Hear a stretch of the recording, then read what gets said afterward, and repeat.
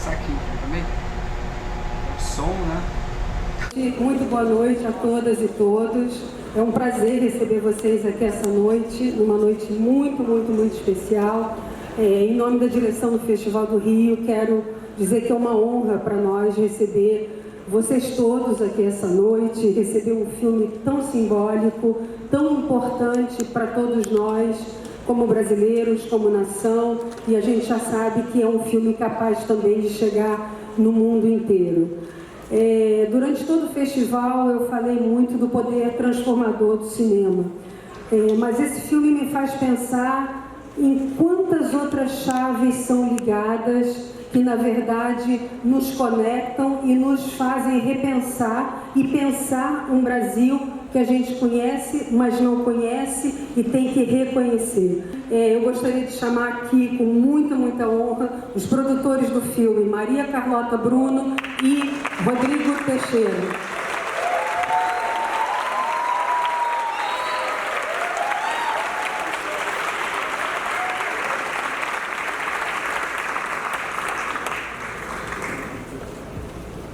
Boa noite. Queria agradecer a presença de todos também. Queria convidar para subir ao palco Walter Salles, Fernanda Torres e Salton Maia.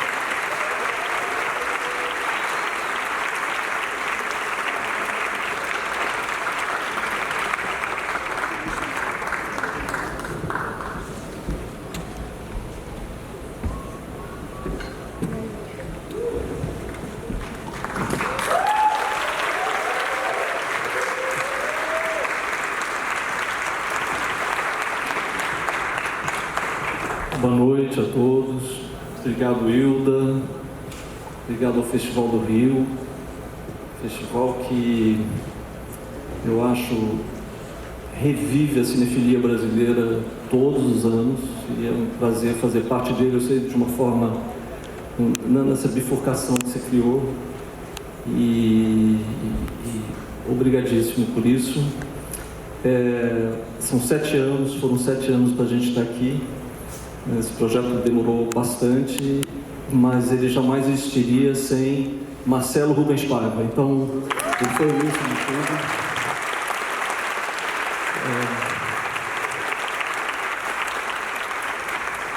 Nesse livro luminoso em que ele retraça a vida dos seus pais, Rubens e Eunice Paiva, né, ao mesmo tempo que ele retraça a história do Brasil ao longo dos últimos 30, 40 anos, ele oferece um reflexo, e foi isso que a gente tentou captar nesse filme.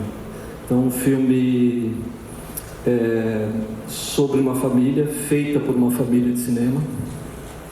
A Nanda estava nesse palco aqui, no Teste Estrangeiro, poucos anos atrás. Anteontem. E Celton veio se tornar um novo coautor dessa família. Então,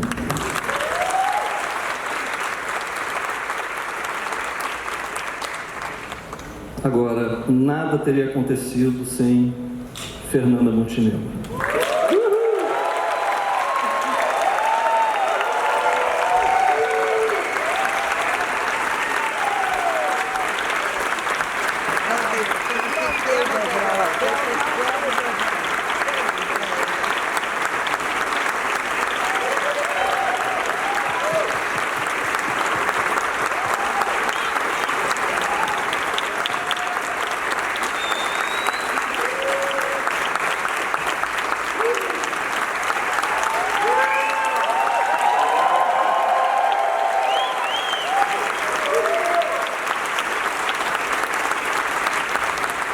Esse filme estreou, a gente está vindo de São Paulo, o filme estreou exatamente logo depois do teu aniversário. Então ainda é tempo de celebrar esse aniversário e dizer, eu acho que no nome de todos nós, que presente viver no mesmo tempo de Fernanda Montenegro. Nessa data.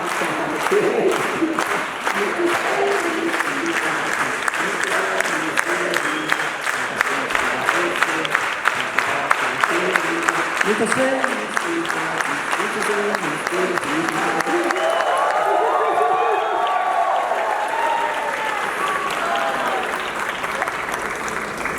um aniversário que celebra aquilo que a gente tem de melhor. Né? Você quer dar umas palavrinhas ou quer continuar? Eu cheguei à conclusão que eu já estou com 100 anos. Porque quem tem 95 já não tem 100.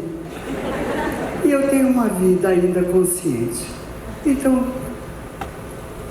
é uma noite como esta, com o Walter, com esse elenco maravilhoso e a minha filha. Entendeu? Não é só fazer. O fazer tem que ter uma transcendência. Eu estou ligada a toda essa equipe que faz a sua vida de ação transcendente. Isso é um presente de aniversário, ainda dentro deste mês. Inesperado. Faz uma surpresa. Posso agradecer? Devo agradecer. Por mais que eu queira buscar palavras para expressar o que eu tenho dentro de mim nesse momento, ou mesmo na vida, não tenho. É só sentir.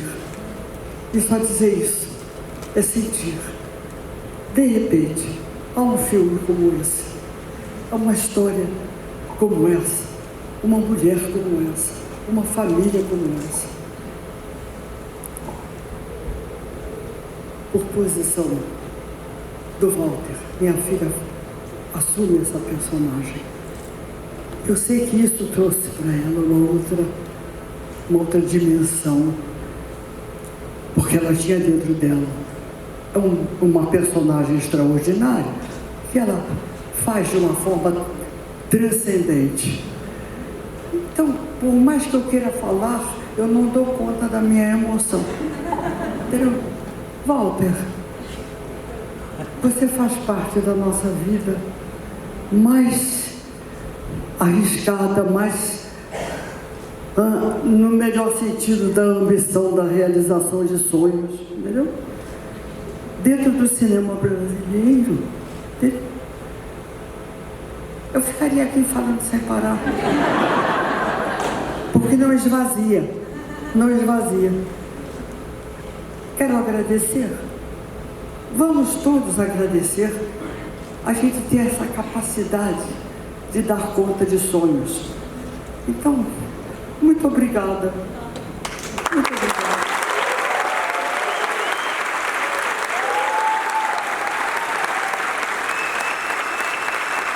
Walter.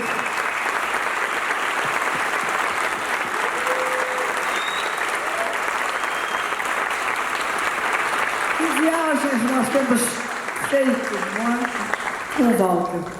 Além fronteira. Além fronteira. Muito obrigada mais uma vez e para sempre obrigado.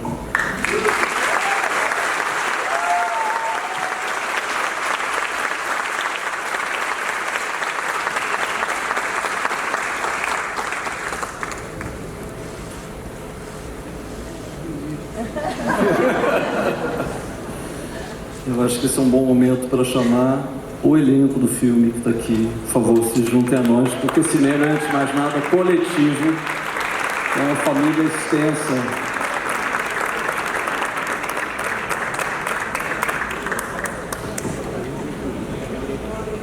Por favor, sintam-se todos convidados.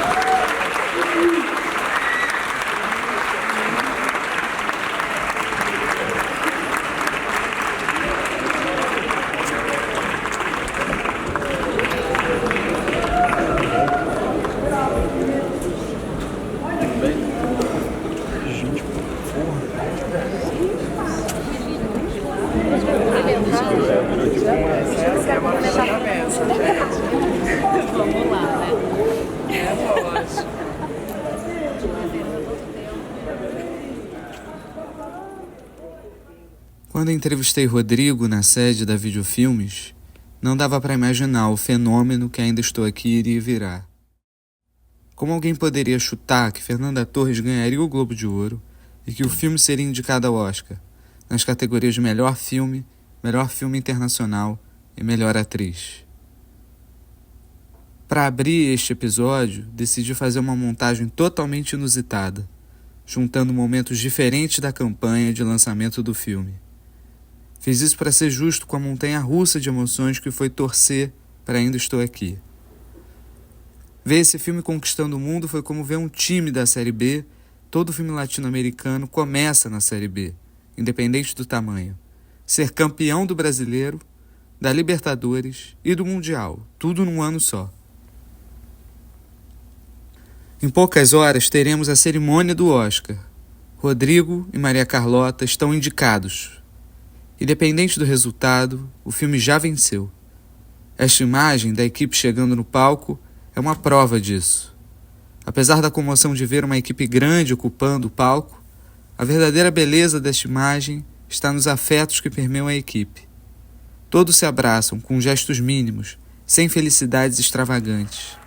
A vida acontece nos carinhos cotidianos.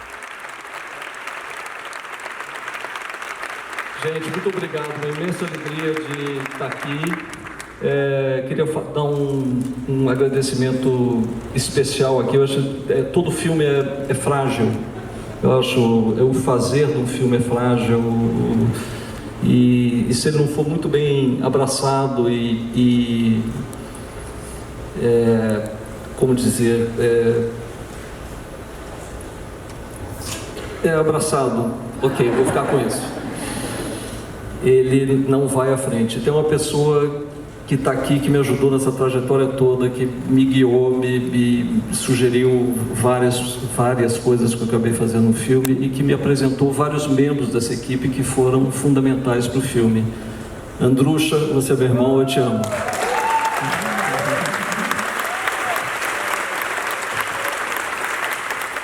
Fernanda, a gente não sai dessa família. Walter. Eunice era forte porque oferecia esse olhar afetuoso para a vida, apesar de toda e qualquer tragédia. Ou seja, bom terceiro ato não é aquele que traz resultados, mas aquele que te faz amar a vida, mesmo que por apenas um segundo.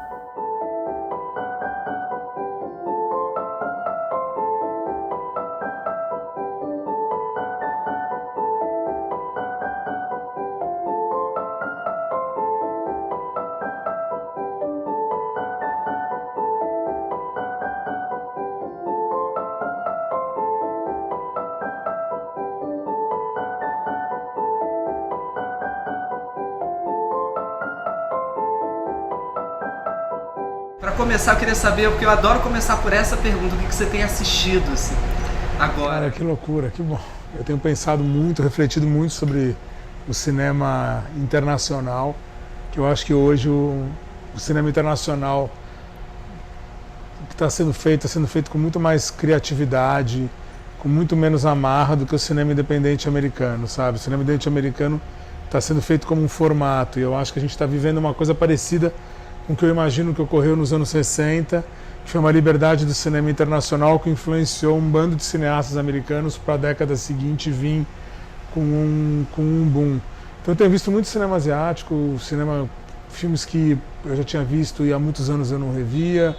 Então eu vi A Tears Goes By, do Wong Kar-wai, eu fui ver A Better Tomorrow, do John Woo de novo, que são melodramas criminais de brodagem, camaradagem, de irmandade, e que eu acho muito bom isso, porque eu acho que tem alguma coisa que pode acontecer hoje, ainda mais se você inverter esse personagem e transformar esses personagens femininos. Ontem eu vi a Cure, do Kiyoshi Kurosawa, que eu também não via, é maravilhoso, puta que pariu, que elegância. E foi bom eu ter visto, porque na sequência eu vi o Fincher, o assassino, e eles são parecidos. Eles têm o Kiyoshi, ele tem uma irmandade com o Fincher, ele tem uma elegância, uma sofisticação, um jeito de fazer cinema que é muito parecido, um sombrio. Eu achei o Assassino também um filmaço. Fiquei aqui refletindo por que esse filme não foi um evento maior. Eu acho que Eu acho que esse filme ele deveria estar num outro brand. Eu respeito muito a Netflix, mas acho que o brand da Netflix hoje, quando você tem um filme associado à Netflix, parece que ele foi feito para televisão. Não parece que ele foi feito para a sala de cinema. Então, eu acho que se o Assassino tivesse na A24, ele ia ter um outro peso de marketing, sabe? Porque o filme, nesse ano, dos norte-americanos, eu acho um dos 3 melhores que eu vi. Eu achei um filmaço. Eu achei o Michael Fassbender, assim, excepcional. Eu acho que o filme ele tem um tempo muito bom. Então, respondendo você, o que eu tenho visto é momento. Nessa última semana, é isso que eu tô olhando, sabe? Eu tô olhando para... Eu tô olhando também para Sérgio Leone, porque é uma referência para mim sempre. Eu sempre volto no Sérgio Leone para dar uma reciclada, para pensar cinema, para pensar o que esse cara fez nos anos 60, de fazer um cinema de um gênero norte-americano na Itália, fazer com que os norte-americanos recebessem esse filme como um filme americano, por mais que eles tivessem o nome de Western Spaghetti, e que se tornou referência para os grandes autores. Então, assim, eu estou nesse momento vendo mais isso, assim. É legal isso que você está falando, porque eu tenho observado também, acho que o modelo de produção do cinema independente, americano em específico, acho que ele vai ter que mudar, né? Eu estou sentindo que ele está ficando sufocado, aí você pode me falar melhor isso, se você concorda, ou se isso vai precisar mudar, esse modelo de produção? Eu não acho que é uma questão de sufocamento, não. Eu acho que assim, eu acho que o dinheiro mudou de mão, e quando o dinheiro muda de mão e está numa situação de um lugar mais opressor, que tem regras, que você não pode fazer, se é uma empresa de tecnologia, que hoje tem empresas de tecnologia que financiam um filme, eventualmente você não pode falar mal de tecnologia. Então você não pode, a tecnologia não pode ser o vilão de uma história. Então você já corta. Você não pode ter uma cena de sexo um pouco mais explícito. Então você começa a ter uma série de regras que você infantiliza o cinema. Quando eu acho que você tem que encontrar mecanismos de viabilidade de cinema, o cinema independente no mundo vai sofrer menos, eu acho, agora, porque os incentivos fiscais existem. Ele sofre mais nos Estados Unidos, que o modelo de investimento em cinema, uma parte do componente de investimento em cinema, ele é risco. E eu acho que esse dinheiro vai ser mais difícil você conseguir. Então você tem que criar, como você pode criar a situação para que esses filmes continuem sendo feitos. Eu também acho que muitos cineastas internacionais, quando eu falo internacionais, olhando de novo para o cinema americano, eu não sou americanófilo, eu trabalho lá como eu trabalho aqui, como eu trabalho na Europa, mas eu tenho que pensar numa forma que a geopolítica, para mim, meu trabalho, que a geopolítica de cinema mantenha um equilíbrio e as coisas continuem funcionando. Então eu acho que o diretor internacional de cinema, que é todos fora do mercado americano, eles podem, nos seus países de origem, fazerem filmes que hoje, usando gêneros que os americanos costumavam fazer bem, e que podem internacionalizar e ter espaço no mercado norte-americano, que representa 40% a 50% do público pagante e do público que assiste audiovisual. Então eu acho que o que a gente tem que fazer é não piorar a nossa capacidade de fazer conteúdo, não americanizar de uma forma errada a nossa parte de fazer o que a gente tem que fazer de conteúdo, e expandir para que os gêneros cinematográficos que atraem o público do mais diverso possam ser feitos fora dos Estados Unidos, e que os nossos diretores possam chamar a atenção desse mercado americano ou norte-americano, e se um dia entrarem lá, que eles saibam escolher também, que eles possam ter um melhor acesso, que eles possam ter um guia melhor do que entrar ávido para ganhar alguma coisa, escolher qualquer coisa e errar. E para você também, assim, eu queria também entrar um pouco no teu processo, especificamente. Assim, como é que você... Eu sei que você é muito a produção criativa. Você gosta de compor, né, qual vai ser a história que vai ser contada e como, mas você também gosta de ter essa participação, por exemplo, quando você está montando ali, a equipe está montando o plano de filmagem, você gosta de pensar como essa história também vai ser filmada? Não, eu acho que eu penso, o meu trabalho é muito efetivo antes. O durante, eu acho que tem gente mais capacitada do que eu para discutir. Quando eu digo discutir é o seguinte: um plano de filmagem específico, eu dou opinião, mas eu acho que tem um gerente de produção, um produtor executivo que manja do set, que vai saber defender melhor o que eu preciso do que eu mesmo. E não adianta eu entrar nesse lugar. E eu mesmo também defender o diretor, né, que é a pessoa mais importante. Tem diretores que têm processos, e tem diretores cujos processos é filmar em ordem cronológica. Ao filmar em ordem cronológica, o seu plano de filmagem está definido, você não tem outra coisa para fazer. Tem gente que define o plano de filmagem pela locação, tem gente que define o plano de filmagem financeiramente, tem gente que não tem essa opção e define de acordo com o artista. E o artista que ele é, o artista que tem a capacidade de exercer esse poder, vai sempre exercer, na maioria das vezes, fazendo um plano de filmagem em ordem cronológica, porque facilita o trabalho dele, né? O pensamento dele, ele já está, se autodecupa para ir nesse lugar, ele não faz um quebra-cabeça que ele tem que ir e voltar, entendeu? Então, que às vezes um diretor montador tem facilidade de fazer isso, mas um diretor que é menos montador tem mais dificuldade de fazer isso. Então, nesse lugar eu não olho, e quando o filme fica na montagem eu dou muita opinião, mas eu também sou a favor de deixar o corte final na mão do diretor. Eu sempre brigo por isso, porque você pode opinar e você tem que fazer com que o diretor respeite sua opinião. Você não tem que impor, tá? E, cara, se você vou tirar o corte final do diretor, eu não sou estúdio, eu sou um produtor independente. Os diretores não vão querer trabalhar comigo. Não adianta eu querer, eu não vou impor regra de estúdio. Se eu fosse estúdio, eu até eventualmente faria isso, mas eu também acho que está errado. Se o projeto ficar ruim por uma intransigência do diretor, não trabalhe você com esse diretor de novo depois. Entendeu? Os melhores diretores com quem eu trabalhei sempre tiveram uma abertura a diálogo comigo, porque eu sempre me coloquei numa posição de diálogo, sempre me coloquei numa posição em que eu respeito a obra deles, que eu tenho cinefilia, que eu tenho repertório, para no mínimo eles me ouvirem. Se eles vão acatar o que eu falei, aí é um outro problema. Assim, eu tenho onde eu posso decidir mais, onde eu posso falar, é na pré-produção, onde eu falo, cara, isso aqui vai matar o nosso filme, isso aqui talvez não funcione no roteiro. Aí eu tenho uma discussão um pouco mais para tentar fazer com que a pessoa mantenha o filme. Agora, com o filme pronto, cara, o diretor tem que... A palavra é dele e a gente tem que bancar a posição, né? Porque depois você tem o lançamento. E aí é onde eu entro. E isso eu faço extremamente bem. Porque isso é uma coisa que eu aprendi a fazer na minha vida. Eu sei fazer um lançamento virar uma coisa mais espetacular se o filme tem esse potencial.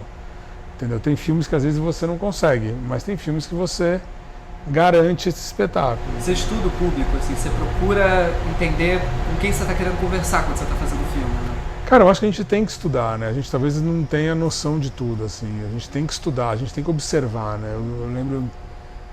Eu tenho um caderno de anotação meu aqui, é sempre, cara, eu faço uma coisa diária e todo meu dia eu pergunto alguma coisa de público, eu pergunto alguma coisa, porque assim, mal bem eu tenho 47 anos, eu preciso entender o que o público de 20 e poucos anos quer fazer, quer ver, entendeu? O que eles estão a fim de assistir? O que é, entendeu? Não é possível que eles querem assistir, não é possível que eles estão tão, com a cabeça tão lavaram tanto a cabeça dessas pessoas que eles estão vendo só porcaria, parece produção de carro Ford, não estou falando que carro Ford é ruim, mas aquela produção de fábrica que é tudo igual, sabe? Não é possível. Aí eu olho para o meu filho que tem 15 anos e começando a exercer uma cinefilia, eu vejo o interesse dele, cara. O interesse dele é sofisticado. Então eu vejo que tem salvação. Se eu vejo alguém da idade dele buscando esses filmes, em algum lugar ele conversou com isso. Então, por exemplo, eu sou muito a favor do Tarantino para essa nova geração. Porque o Tarantino ele conversa com todas as gerações, ele traz uma pesquisa musical muito grande, ele traz uma referência. E as pessoas gostam da linguagem do Tarantino, e ao pesquisar o Tarantino, vão conhecer um bando de outros diretores que eles não têm, que o Tarantino usa como referência. Então vão conhecer o Sérgio Leone, vão conhecer o Kurosawa, vão conhecer os filmes B dos anos 70 dos Estados Unidos, vão conhecer o John Carpenter, vão conhecer o William Friedkin. Então essas pessoas que pesquisam o Tarantino começam a ter um outro tipo de relação com o cinema. E se conectam com algum desses outros diretores, vai pesquisar e esses outros diretores vão carregar eles para outros universos. A minha cinefilia começou assim. Eu sempre fui no cinema, sempre fui um cara ligado. Então eu olho para mim quando eu era jovem.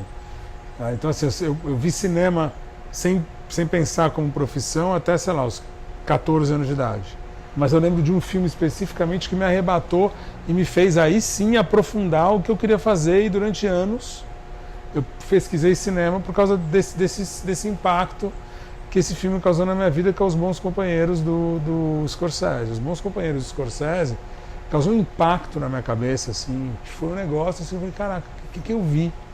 entendeu? Que bom que eu vi isso no cinema, hoje eu tenho certeza, assim, porque foi um negócio, assim, estrondoso na minha vida, mexeu comigo em todas as coisas, me envelheceu anos, me deixou mais adulto, porque eram temáticas adultas que eu falei, cara, eu posso ver isso, e comecei daí, por conta do Scorsese, eu descobri quem era o Coppola, eu parei de descobrir o filme pelo ator e passei a descobrir o filme pelo diretor, que é uma coisa que o Kurosawa sempre fala, você descobre a sua cinefilia quando você começa a reconhecer o nome do diretor e não do ator.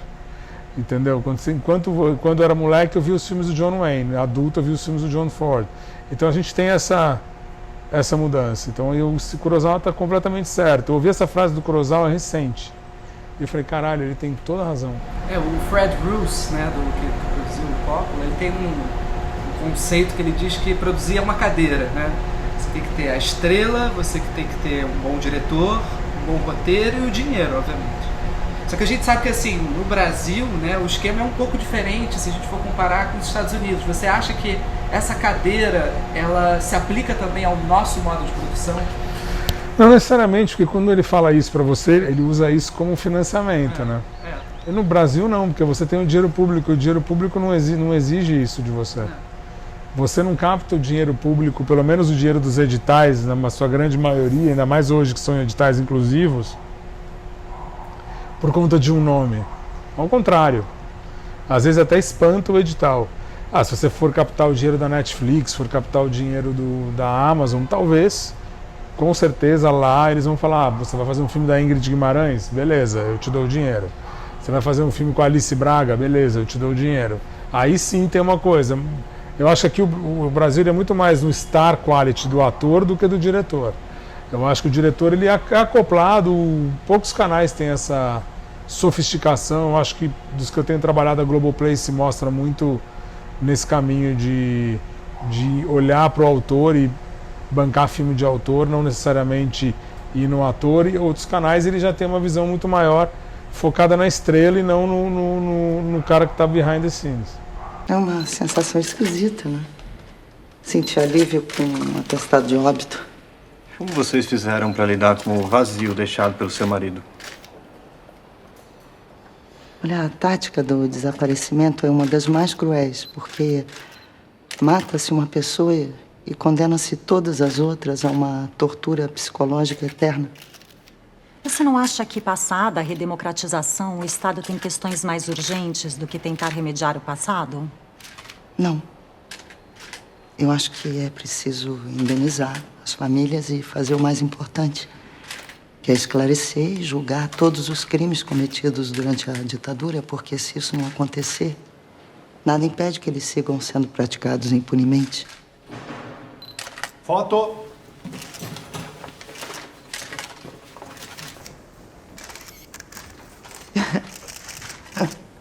E eu também, outra coisa que me interessa saber é que você está fazendo esse filme do Walter, né? E eu queria muito saber como é que está sendo esse processo, assim. Para mim é, antes de mais nada, uma honra poder produzir o Walter, que assim, foi quem me acolheu, essa produtora que a gente está aqui, a Videofilmes, foi quem me acolheu no cinema 25 anos atrás. Então, eu 25 anos depois, tá produzindo o Walter, para mim é um reconhecimento pelo meu trabalho, é uma parceria, eu considero o Walter um parceiro, antes de mais nada.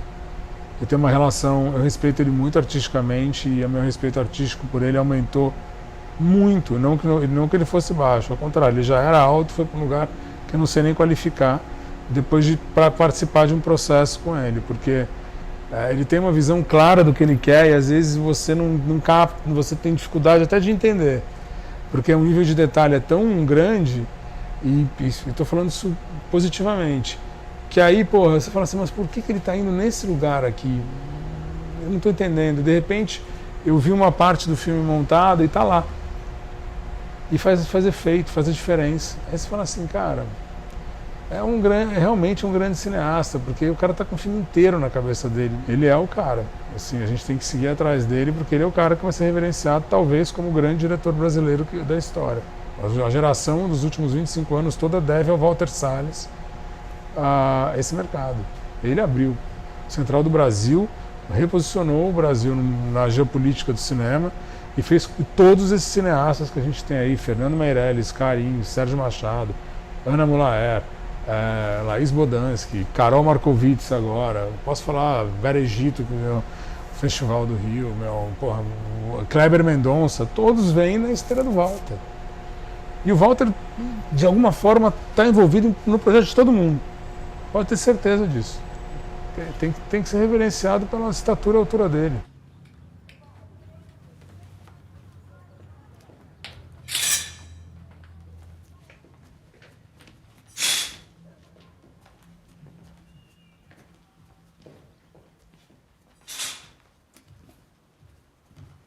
E o que é essa experiência também, trabalhando fora, produzindo fora, tanto no cinema independente, depois com a Ad Astra, por exemplo, você dá espaço para Hollywood mesmo, o que isso mudou na tua maneira de enxergar o cinema e de produzir cinema?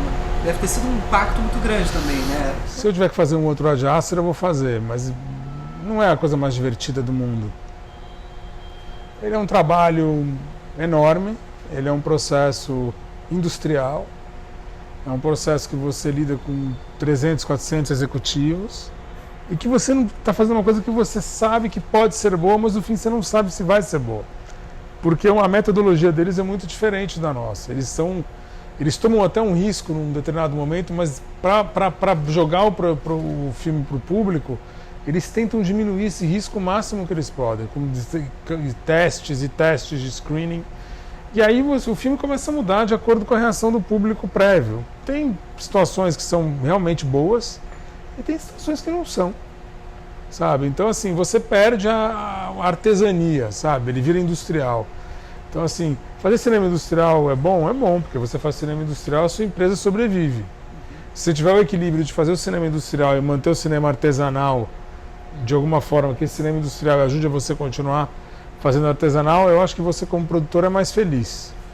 Mas o cinema industrial não é uma coisa que eu quero fazer sempre, porque é um trabalho insano e é uma coisa que você perde muito você perde muito a capacidade artística. É legal para você observar, para você conhecer pessoas. Eu tive o privilégio de no Ad Astra trabalhar com 11 vencedores do Oscar, diversas categorias. E pessoas humildes, muito mais humildes do que pessoas com quem eu trabalhei, que não tem nenhum reconhecimento, sabe? Pessoas que querem se aproximar, têm histórias legais para contar, metodologias de trabalho extremamente profissionais. Então, o Ad Astra me trouxe isso. Eu usei, por exemplo, conexões que eu tinha no Ad Astra para ajudar o Farol. Eu fui filmar o Farol e a gente precisava de um puppeteer. E eu conheci um cara no Ad Astra e falei, cara, esse cara vai me indicar alguém. Ele me indicou o cara que salvou o Farol. O nosso pássaro no Farol existe com aquela qualidade, tirando a parte que é CGI, por conta do cara do Ad Astra. Se eu não tivesse tido... E na hora que eu liguei pro cara, o cara me ajudou em 5 minutos, entendeu? Porque o cara gostou de mim, a gente teve uma relação, era o produtor de um filme que pagou bem ele, então a gente teve uma relação legal. Então, eu liguei para ele e ele me ajudou na hora, mas assim, não tive nenhum problema. Uma mão lava a outra, e isso eu achei uma coisa muito legal. Mas, assim, estou falando de coisa pequena porque são coisas que ficam para você pro resto da vida, sabe? Essa parte também de colaboração, né, de egos e tudo mais, assim, né? Como é que você lida com isso, né? Por exemplo, quando você está colaborando com uma pessoa que tem, às vezes, um ego inflado, né?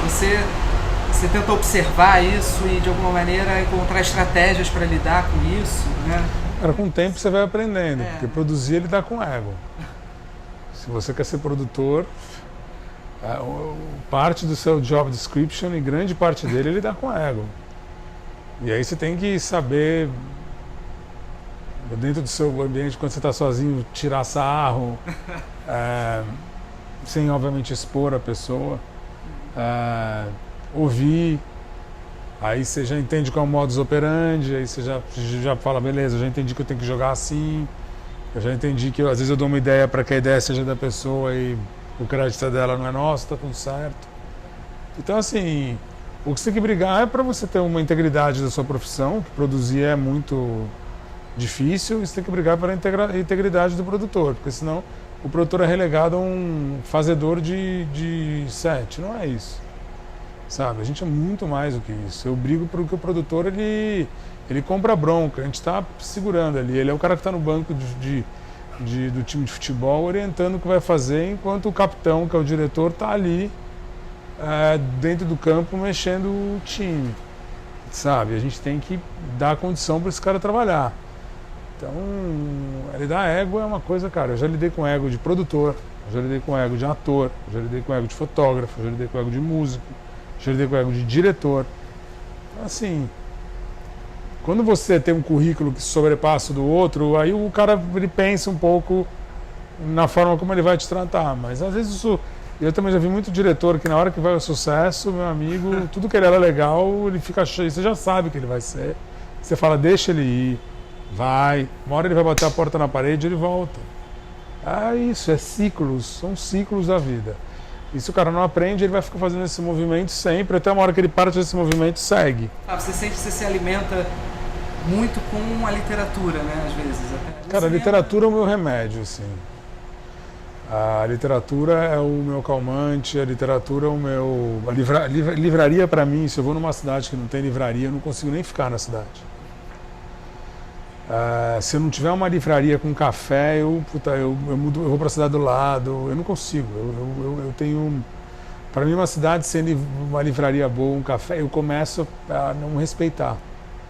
Então, assim, eu tenho uma relação... O livro ele é um remédio para mim, efetivo. Se eu não fosse produtor de cinema, talvez eu fosse dono de uma livraria. Porque eu tenho prazer desse ambiente. Eu tenho prazer do ambiente da leitura, da cadeira, do café, do tempo, da onde eu vou ver, de como eu vou descrever. Eu tenho esse prazer. Então, a literatura é um antídoto a todos os problemas, é um remédio que tenta me manter são. Para algumas pessoas é música, para outras pessoas é correr, para mim é ler. Então eu preciso. A literatura para mim ela é uma fonte de limpeza total minha e de reorganização mental. Você segue muito a tua intuição nesse sentido, assim, de você às vezes observar e falar algo aqui me diz que sim ou não, sabe? Cara, acho que a intuição todo mundo tem, ela é aperfeiçoada. Quanto mais você se alimenta, melhor ela fica. Eu faço o que a minha intuição me manda, pro bem e pro mal.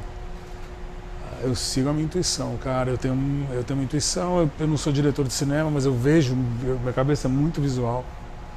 Então, um pouco antes de subir aqui para falar com vocês, eu estava discutindo ter uma reunião nesse mesmo horário de um projeto meu que eu tenho uma visão específica do filme. Eu estava falando, tá em argumento, eu falei, cara, essa referência e esse final não pode não existir.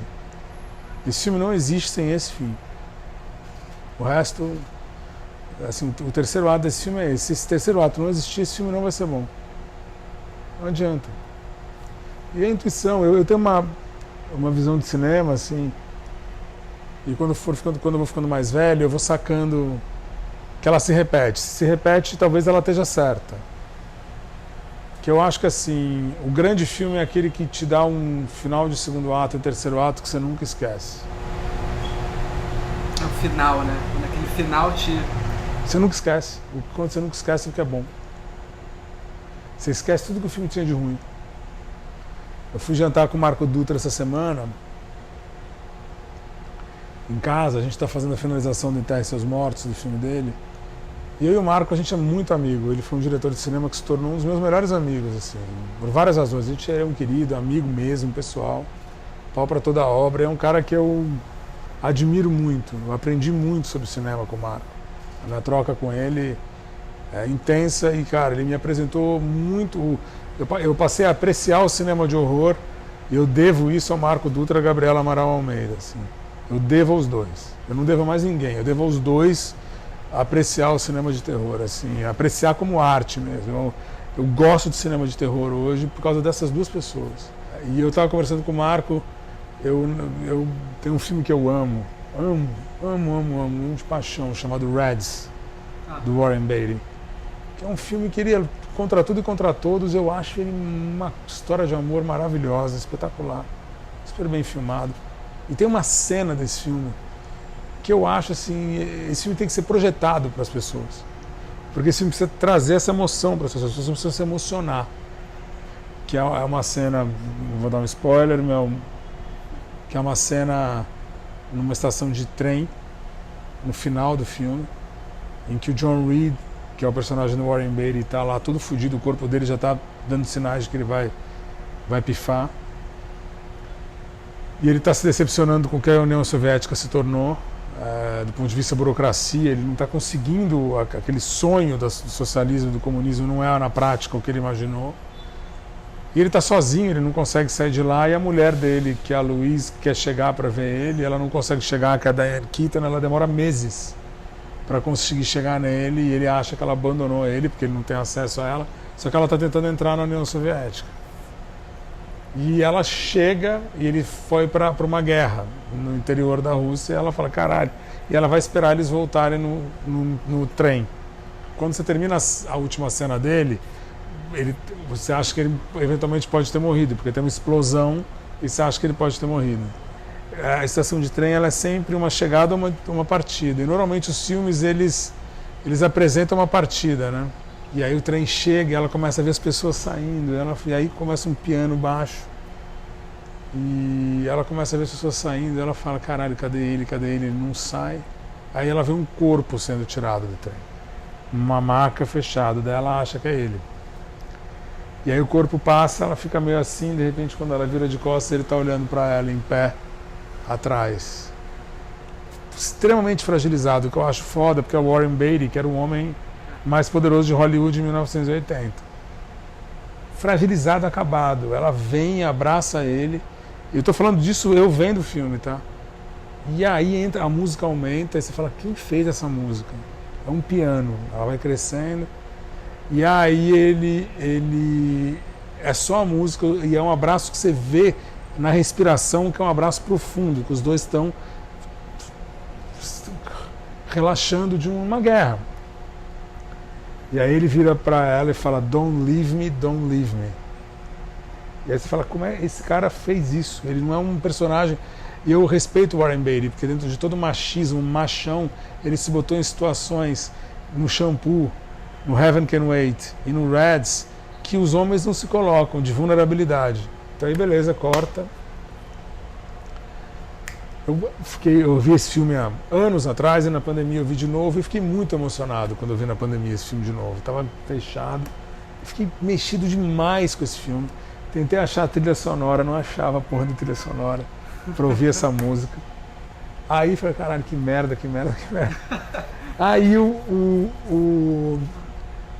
tenho mania de ver uns AFIs, Prêmio pela Carreira, que vem todo mundo homenagear a pessoa que ganhou. E eu fui ver o do Warren Beatty, só 1 ano e meio atrás. Aí a Diane Keaton vem. Aí a Diane Keaton fala assim,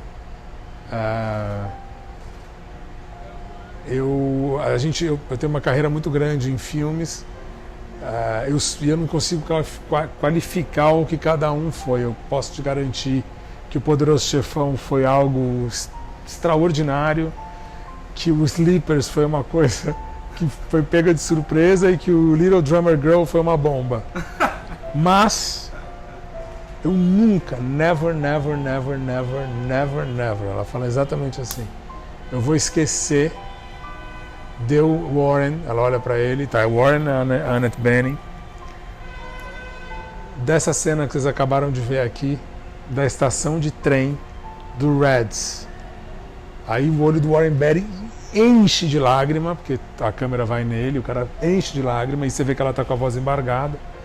E aí ela fala assim para ele, Warren, eu ficava ouvindo Bob Dylan no meu Walkman, tentando esquecer a quantidade absurda de action que você deu nessa cena. Eu acho que era 39, nossa, 40 takes, mas de repente veio um take, e que essa extraordinária coisa da nossa carreira, eu fui andando, e a sua vulnerabilidade, aquilo que você passou para mim, foi a primeira vez que eu pude sentir essa sensação de que é um amor que eu nunca tinha sentido antes na minha vida. E só o cinema te dá essa condição. E aí ela embarga a voz e fala good night, e sai. E é essa cena, e eu falo, porra, o poder dessa cena, se ela fez isso com ela, fez isso com ele, fez isso comigo, eu falei, cara, eu não vejo as pessoas falarem desse filme, mas esse filme é um épico maravilhoso, eu recomendo todo mundo ver. Aí eu sentei com o Marco Dutra essa semana para tomar um vinho, aí ele vira do além, cara, porra, eu revi Reds, eu falei, eu amei, como é bom, como é moderno. Eu falei, caralho, eu também. A gente começou a conversar sobre Reds e ficou um jogando cena pro outro. Aí a gente falou dessa cena, cara, aí eu falei, puta, que loucura, cara. Eu tô lá atrás dessa música. Rodrigo, é o Stephen Sondheim que fez a música. Eu amo ele, eu tô no piano. Eu sei lá, vou dar um jeito. No dia seguinte eu tô em casa, chega um WhatsApp do Marco com a música do Stephen Sondheim, com uma matéria de como aquela música foi feita, de uma entrevista do Sondheim de 81, e com uma versão cantada, que é a Barbra Streisand que canta, que é uma versão que foi gravada e não foi colocada no filme. Aí eu falei, cara, aí essas trocas de paixão por cinema fazem você, essa troca artística significa o quê? Que quando eu vou pensar um projeto com o Marco Dutra, numa rodada de vinho, a gente vai longe, e eu acho que os filmes que a gente fez se tornam diferentes, porque a gente tem uma troca artística muito grande. Então, eu nem sei porque eu entrei nisso com vocês, né, a série da conversa, mas eu imagino que inicialmente alguma coisa me despertou para isso, mas é assim que é a relação minha com um diretor que eu admiro. Como eu te falei, é o terceiro ato. O terceiro ato desse filme, ele é genial. Eu nunca mais vou esquecer. O Call Me By Your Name, que eu conheço de cabo a rabo, eu li o roteiro, fui produzir, recebi os primeiros cortes, comentei, e no último corte, que foi, sei lá, 2 meses depois que acabou de filmar, eu já tinha o último corte. Eu falei, cara, eu acho que eu tenho um negócio inacreditável na minha mão. Eu não consigo dividir com ninguém porque é meu. Como é que eu vou dividir isso aqui? Eu não posso piratear o meu projeto.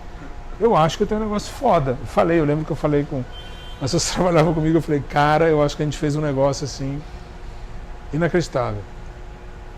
E aí eu acompanhei os festivais, acompanhei tudo, e eu lembro quando eu trouxe o Luca Guadagnino para o Rio e para o Festival do Rio, eu quando vou ver um filme meu, eu me posiciono atrás da plateia para ficar sentindo a reação. Eu miro numa pessoa normalmente.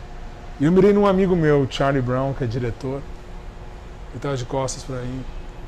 E aí ele já veio, né? Ele veio para não gostar do filme, porque o filme estava com tanta banca que ele já veio. E aí eu via que ele nos 40 primeiros minutos se mexia na cadeira, ficava incomodado, olhava para o lado. Eu falei, cara, as pessoas não sabem o que elas estão para ver. Não chegou ainda, mas tudo bem, vou deixar. Eu estou vendo ele. E aí eu vi ele se mexendo e falava, ele não está gostando do filme. E de repente ele fez assim. Ele travou na cadeira, aí ele fez assim. Eu falei, deu certo. E aí ele se posiciona de um jeito que eu não precisei, a posição corporal dele mostrou para mim o que era. Aí os últimos 30 minutos do filme, 40 minutos, eu começo a ouvir choro, as pessoas... e foi um negócio maluco, porque daí quando acabou o filme ele não saiu daquela posição, eu olhei para ele, ele tava esbugalhado. Eu falei, você não estava gostando do filme? Ele falou, cara, não, mas de repente é uma das coisas mais impressionantes que eu já vi na minha vida. Aí essa emoção... As pessoas, o Luca me ligava e falava, Rodrigo, you think I need to go back? I'm eating now, but I need to go back because you think people are gonna love the film? Eu falei, Luca, vem, pode vir. E isso antes de acabar o filme. Eu lembro que na hora que ele chegou, acabou, foi uma comoção. A gente ficou em pé ali para... As pessoas cercaram a gente, as pessoas queriam encostar na gente, as pessoas queriam tocar. Eu vi isso no Vida Invisível, eu vi isso no Lighthouse, na Bruxa e no Call Me By Your Name, no Francis Ha. Esses 5 filmes, as pessoas queriam mexer em você. E nesse dia as pessoas queriam encostar. Era uma coisa meio de, o que você fez? As pessoas chorando, as pessoas querendo abraçar você porque alguma coisa você fez. E isso para mim é para isso que a gente faz cinema. Eu não faço cinema para mim. Eu faço cinema para isso. Se eu não alcanço isso, eu me frustro. Eu não vou alcançar isso sempre. Mas as pequenas emoções que eu tive, eu fiz 50 filmes. Em 5 ou 6 deles, eles trouxeram as emoções que os outros não eventualmente me trouxeram. E assim, eu posso falar que valeu por todos esses 25 anos que eu venho trabalhando. Se eu parasse hoje, esses 5, 6 filmes que trouxeram uma emoção para mim e não minha, né? Para o público em geral, né? Eu espero poder continuar fazendo esse cinema que emociona, que a plateia quer tocar em você no final, é o que eu gostei, é o que eu pretendo continuar fazendo. Obrigado, Rodrigo. Ladies and gentlemen, from Reds, Diane Keaton.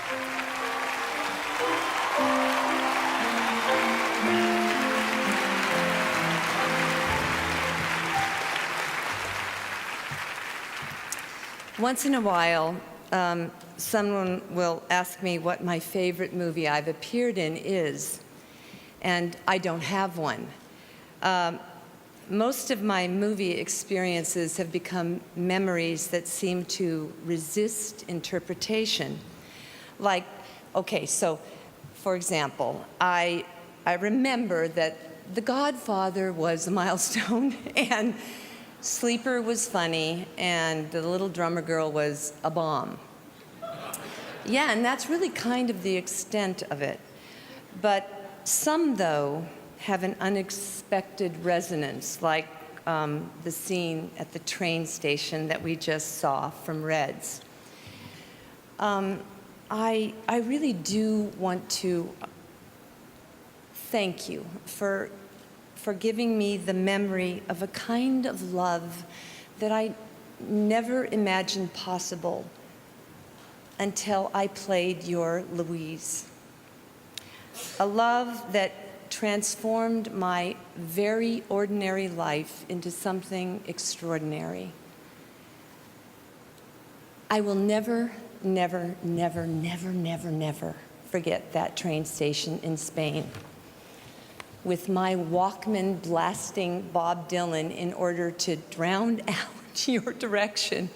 When, I swear to God, this is horrible, but after, I don't know how many takes it was, maybe 39, I don't know, when you said yet again the dreaded word action, when suddenly, I just don't know how to say it other than to say that there was this sweet anguish of love that I felt when I saw your face in a moment shared in time together. Thank you, Warren, and congratulations. Thank you.